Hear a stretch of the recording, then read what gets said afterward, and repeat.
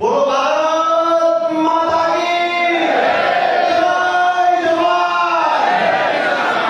અહીંયા મંચસ્થ બિરાજમાન આપણા પ્રદેશ પ્રમુખ અમારા સૌના માટે આદર્શ જેના માર્ગદર્શન નીચે આમ આદમી પાર્ટી ખૂબ આગળ વધી રહી છે એવા તમારા વિસ્તારના અમારા સન્માનીય વિશુદાનભાઈ ગઢવી અહીંયા ઉપસ્થિત છે. સાથે ભાઈ શ્રી યુવા ચહેરો અને હાલ ગુજરાતમાં સૌથી વધારે જેની ચર્ચાઓ થઈ રહી છે, દુશ્મનને પણ જેનો ઘાવ પકડવો પડે એવા ગોપાલભાઈ ઇટાલિયા પરિચયની ના પાડી છે, પણ આ બે વ્યક્તિના પરિચય આપવા ખૂબ જરૂરી.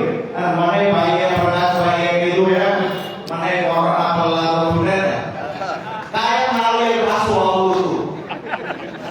નગરપાલિકામાં પ્રજા કે બે ઠેકા નાળે વેચી ગયો ને તો પાછું આવે, વિધાનસભામાં પાછું આવતું. દાવા સાથે આજ કહું છું, વિસાવદરની જનતાનો આભાર માનું છું. હવે નાળે અમારને નેવે પટાય રોજ મારા આવે. આભાર વિસાવદરનો માનીએ એને હામેથી માંગવું નહીં. અમે મૂળજો મોકલી દીધો અને એવા પેલા ભેગા અને એવા યુનાઇટેડ થયા કે દરેક વિધાનસભામાં જ્યારે માંગ આવે છે અમારે કે મૂળજો મોકલી દીધો અમે ગયા. મંચસ્થ બિરાજમાન સૌ વડીલ મારા માટે સન્માનીય એવા સર્વે મહાનુભાવોનો આજની તકે હૃદયથી હું પણ એક આમ આદમી પાર્ટીના સૈનિક તરીકે સ્વાગત કરું છું. ભાઈ પરેશભાઈ હોય, રામજીભાઈ છે, અને તમારા વિસ્તારનું ગરણનું ધારાસભ્ય શ્રી હેમંતભાઈ, અમારા સંગઠનમાં જેને લોહી રેડી દીધું છે એવા ભાઈ શ્રી મનોજભાઈ, સાથે જ ખેડૂતોની લડાઈ હું જેની પાસેથી શીખ્યો છું એવા સાગરભાઈ, અને અહીંયા મંચ પર બિરાજમાન તમામ મહાનુભાવો સાથે જેની તાકાતથી, જેના આંકડાથી, જેના હોદ્દા નથી અમે અધિકારીઓ સામેના સરકાર સામે લડીએ છીએ એવા પરિવર્તનની લડાઈમાં સહભાગી થનાર આપ સૌ મહાનુભાવોનું રાજુ કરતા લઈ સ્વાગત છે. આજે જે અહીંયા શબ્દ છે વિજય સંદેશ યાત્રા, કોઈને એવું લાગતું હશે કે આમ આદમી પાર્ટીએ વિજય સંદેશ યાત્રા નીકાળી છે. હકીકત શું છે? હકીકત એ છે ગુજરાતની જનતા પરિવર્તન ઈચ્છી. ગુજરાતની જનતાએ વારંવાર પ્રયત્ન કર્યા, પણ જ્યાં થતો કોંગ્રેસના કરતા ત્યાં સફળ ન થયા. એક વૈકલ્પિક વ્યવસ્થા અને પરિવર્તનની જે લડાઈનો મજબૂત પાયો છે 2022માં નાખ્યો, એવી આમ આદમી પાર્ટી જ્યારે વિકલ્પ તરીકે ગુજરાતની જનતાને મળ્યા અને એમાં જ્યારે વિસાવદરથી એક સંદેશ આવ્યો કે ભારતીય જનતા પાર્ટીની સામે ગુજરાતમાં સરકાર બનાવી શકાય.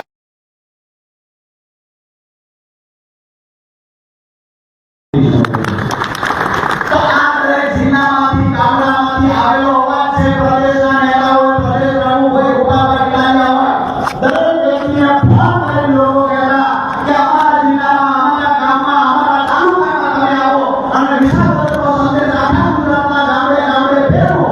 જેના ભાગરૂપે લોકોની નાભીમાંથી નીકળેલો અવાજ છે વિજય સંદેશ યાત્રા. અને આજે વિજય સંદેશ યાત્રા અહીંયાથી દ્વારકાધીશની ભૂમિમાંથી ચાલુ કરી અને ગુજરાતના મોટા મોટા શહેરોમાં આજે વિજય સંદેશ યાત્રા જશે અને આવનાર સમયમાં ગામડે ગામડે આ વિજય સંદેશ યાત્રા પહોંચશે. 2027માં લંકાવી તોડ પર પરિણામ આવશે.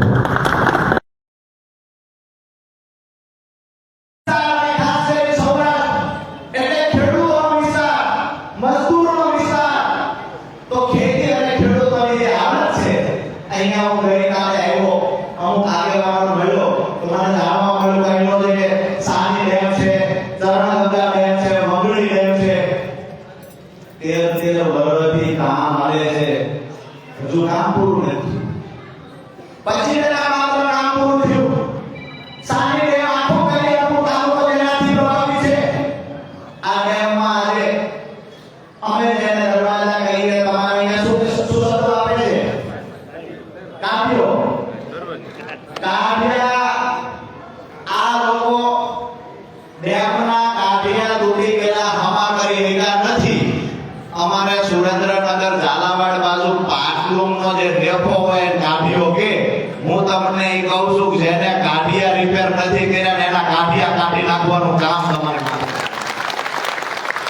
વિષય એ છે કે અહીંયા જ્યારે આવ્યા તો ખબર પડી ઘણા બધા લોકો કાલે ઈસુદાનભાઈ મળવા આવ્યા કે ગઈ વખતે 2022 ની ચૂંટણીમાં અમે ક્યાંક ને ક્યાંક ભારતીય જનતા પાર્ટી સાથે જોડાયેલા હતા, પણ આજે અમને દુઃખ છે એ વાતનું કે અહીંયા ખંભાળિયાની બાજુના ધરમપુર સહિતના ગામ જ્યાં 10-10, 15-15 હજારની વસ્તી છે, આજે પીવાનું પાણી નથી આવતું. આનાથી મોટી દુઃખની વાત બીજી કઈ હોય? અહીંયાથી આજે સૌને વિનંતી કરીએ છીએ કે ટૂંક સમયની અંદર જે પ્રશ્ન છે ખાસ પીવાના પાણીનો આ સોલ્વ થઈ જાય એના માટે જાણ કરજો. વાહેલાથી કહેતા નહીં અમારું તમારું રક્ષણ થયું. આ રામ ખવાયા માટે થઈ, આ ખેડૂતો માટે, ગરીબો માટે, પીવાના પાણી માટે જ્યારે પણ જરૂર પડશે ત્યારે અમારી ટીમ અને રાજુ કરપડા આપણી વચ્ચે ઉપસ્થિત રહેશે. લડાઈ કેવડી પણ લડવી પડે સંપૂર્ણ તૈયારી સાથે આવવાના છીએ. ટૂંક સમયની અંદર લડાઈના શ્રી ગણેશ પછી આમ તો દરેક વિસ્તારમાં જ્યાં જ્યાં જરૂર પડશે ત્યાં લોકો માટે લડવાનું છે. અને ભારતીય જનતા પાર્ટીને અહીંયા દ્વારકાધીશની સાક્ષીએ કહીએ છીએ, તમારામાં તાકાત હોય એટલો દમ લગાવી લેજો. અમારા લોહીમાં સિંદૂર નથી વહેતું, પણ પ્રમાણિકતાનો લોહી અમારા શરીરમાં વહે છે. અને ખેડૂતોની હાલત શું છે? સત્તામાં બેઠેલા કયા લોકો જાણે છે ખેડૂતોની હાલત શું છે? અહીંયા વીડ ભાગ ખેડૂતોને હેરાન કરે છે. મારી વાત સાચી કે ખોટી? હા કે ના? બે હાથ ઊંચા કરીને કહેજો મારી વાત સાચી, હા કે ના? વીડ ભાગ કંપનીઓ ખેડૂતોને હેરાન કરે છે. અહીંયાથી દ્વારકાથી ઓખા જતી ખારા પાણીની લાઈનો લીકેજ થાય એનાથી ખેડૂતો હેરાન છે. કંપનીઓ અહીંયા ખંભાળિયામાં આવે છે, ખેડૂતના ખેતરમાં દબાણ કરે જાય. ખેડૂત આપણો રજૂઆત કરવા જાય, નથી સાંસદ સાંભળતા, નથી ધારાસભ્ય સાંભળતા, નથી જિલ્લા પંચાયતનો સભ્ય સાંભળતો. આ લડાઈ આપણે લડવા નીકળ્યા છીએ અને તમામ મુદ્દાઓ જે છે આપણા આ મુદ્દાઓની યાદી બનાવી અને કોઈએ એવું નથી માનવાનું કે અમારી સાથે કોઈ નથી. ભારતીય જનતા પાર્ટીનો એક પણ માણસ ભલે તમારી સાથે ન હોય, અમારી ટીમ તમારી સાથે ખંભે ખંભો આપીને ઊભી છે. ત્યાં જરૂર પડશે મારી વાત છેલ્લી એક વાત પૂરી કરું. એ ઘણા લોકો મેં જોયું છે જ્યારે ખેડૂતો માટે લડીએ છીએ, બોલીએ છીએ ત્યારે ખેડૂતના ઘરની વાત તમને કરી મારી વાતને પૂરી કરું છું કે જ્યારે આપણો ખેડૂત, મેં એક જ વ્યક્તિ, એક જ સમાજ એવો જોયો છે. ઘણા લોકો કે ખેડૂતો માટે શા માટે બોલો છો, શા માટે લડો છો? મેં એક સમાજ એવો જોયો છે, ગોપાલભાઈ ઈસુદાનભાઈ, કે જેના સપના ક્યારેય પૂરા નથી થયા. એ અમારો ખેડૂત છે જેને જોયેલા સપના પૂરા નથી થયા. અમારો ખેડૂત જ્યારે પાક તૈયાર થાય છે ને, પાક તૈયાર થાય અને એને માર્કેટમાં વેચવા જાય ત્યારે ખેડૂતનો દીકરો કે પપ્પા શહેરમાં જાવ છો, મારા માટે કપડાં લેતા આવજો.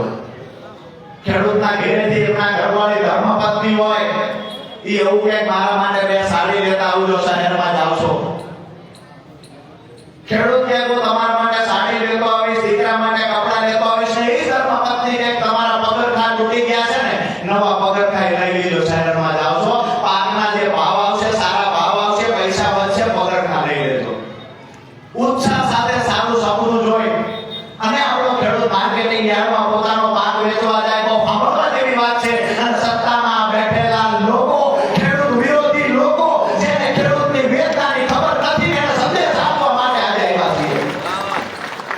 જ્યારે ખેડૂત પોતાનો પાક વેચવા જાય છે અને જ્યારે ખેડૂતને ભાવ આવે છે ને, પછી ભાવમાંથી જે પૈસા મળે, ખેડૂત આપણો હિસાબ કરે કે અહીંયાથી જે અમને ભાવ મળ્યો એનાથી મારે દવાવાળાને કેટલા દેવાના, એના પૈસા નોખા કાઢે, ખાતરવાળાના કાઢે, મજૂરના કાઢે, હળદવાળાના જરૂર હોય, હળદ હોય, કટર હોય, એના પૈસા કાઢે. આ તમામ પૈસાઓ અલગ કાઢે અને છેલ્લે જંતુનાશક દવાના પૈસા દેવાના એમાં વધતા નથી. આપી નાખે ખેડૂત ત્યાંથી ઘરે આવે. આપણે જાણેલી જોયેલી ખેડૂતની વેદનાની વાત કરું છું તો કથાકથિત વાત નથી. એ ખેડૂત જ્યારે ઘરે આવે છે એનો દીકરો દોડીને ખેડૂતને બાપ ફરીને કહે, બાપુ પપ્પા મારા માટે કાંઈ લાવ્યા? ખેડૂત એવું કહે છે, બેટા દુકાને હારા કપડા નહોતા, દિવાળીએ નવા કપડા આવવાના છે ત્યારે તને કપડા લઈ દે. એના ઘરના ખેડૂતનું ચહેરો જોઈને ઓળખી જાય છે કે દુઃખમાં દુઃખમાં છે, પૂરતા ભાવ નહીં આવ્યા હોય, ઘરના કહે છે સામેથી એવું કે મારે હાડીઓ તો ઘણી પડી છે, હાડીની જરૂર નથી, તમે પગરખા લાવ્યા હોત તો સારું હતું. ખેડૂત કહે છે પગરખા અત્યારે નવા નવા દિવાળીએ લઈ લઈશું પગરખા. આ અમારા ખેડૂતોના પરિવારના ક્યારેય સપના પૂરા નથી થયા, ક્યારેય પૂરા ભાવ નથી આવ્યા, જરૂર પડી સિંચાઈનું પાણી નથી મળ્યું, પાક નુકસાન થાય સરકાર વળતર નથી ચૂકવતી. 2014 માં 75,000 કરોડ રૂપિયા જે ખેડૂતનું દેવું હતું, આજે 1.5 લાખ કરોડ રૂપિયા ખેડૂતનું દેવું થયું. હું જાહેરમાં કહું છું, ખેડૂતના દેવા પાછળ જવાબદાર હોય તો ભારતીય જનતા પાર્ટી જવાબદાર છે. આ તમામને નમ્ર વિનંતી કરું છું કે આવનાર સમયની અંદર ભારતીય જનતા પાર્ટીને મુખેથી ફેંકવા માટે થઈ, ખેડૂતોના બાળકોના ઉજ્જવળ ભવિષ્ય માટે, ખેડૂત પરિવારને બચાવવા માટે, ગરીબ અને મજદૂરોને બચાવવા માટે થઈ એક જ વિકલ્પ છે આમ આદમી પાર્ટી. અને આમ આદમી પાર્ટીના તમામ યોદ્ધાઓ ભારતીય જનતા પાર્ટીના મૂળિયા ઉખેડી નાખવા તૈયાર છે. બસ સહકારની જરૂર છે. બીજી મારી વાત, વિસાવદરની જનતાની એક ટૂંકી વાત કરું કે આજે અહીંયાથી વિસાવદરના લોકો પણ મને સાંભળતા હશે. નતમસ્તક વંદન સાથે આભાર તો માયનો. બીજી એક વિનંતી વિસાવદર ભેસાણ જૂનાગઢ ગ્રામ્યના લોકોને કરીએ છીએ કે આખા ગુજરાતને ગોપાલભાઈની જરૂર છે. નારાજ ન થતા, ગુસ્સે ન થતા, આ ધારાસભ્યને આખા ગુજરાતમાં વ્યવસ્થા પરિવર્તનની લડાઈ લડવા માટે આઝાદી આપી દો. વિસાવદરના લોકો કહીએ છીએ ધારાસભ્યને આખા ગુજરાતમાં જરૂર છે, આખા ગુજરાતના પરિવર્તન માટે થઈ આ ધારાસભ્યને આઝાદી આપો. અમે બધા સાથે મળી, મને વિશ્વાસ છે આજે જેવી રીતે અહીંયા મોટી સંખ્યામાં ખેડૂતો, સરપંચો, કોંગ્રેસ, ભાજપના નેતા આમ આદમી પાર્ટી જોડાયા, એવી રીતે દરેક જિલ્લાની અંદર પ્રમાણિક લોકો જે છે એ રાહ જોઈને બેઠા છે કે ઈશુદાનભાઈ ગોપાલભાઈ આવે એના હાથે ખેસ પહેરવો છે. આ વાત સાથે હું મારી વાત પૂરી કરું છું. આપ સૌનો હૃદયપૂર્વક ખૂબ ખૂબ આભાર. ભારત માતાનો જય ઘોષ એવી રીતે બોલાવો કે અહીંથી અવાજ દ્વારકા સુધી, ગાંધીનગર સુધી પહોંચવો જોઈએ.